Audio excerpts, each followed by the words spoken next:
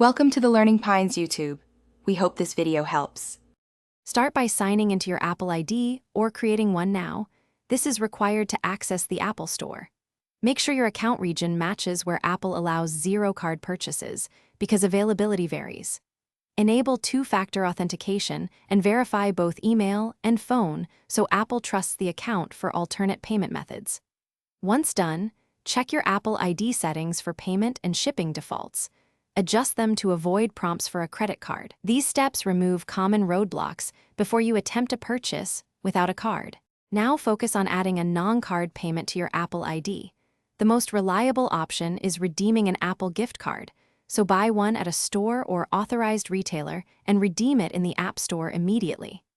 If your country supports PayPal or carrier billing, link those options in payment methods. They serve as substitutes for cards.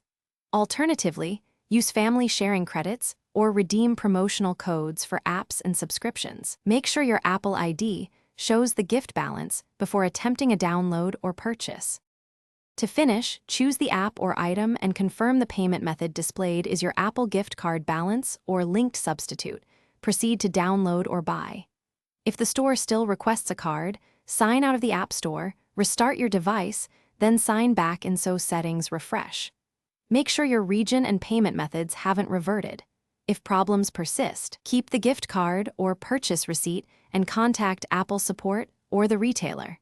Explain the error and provide proof so they can resolve balance or account issues quickly.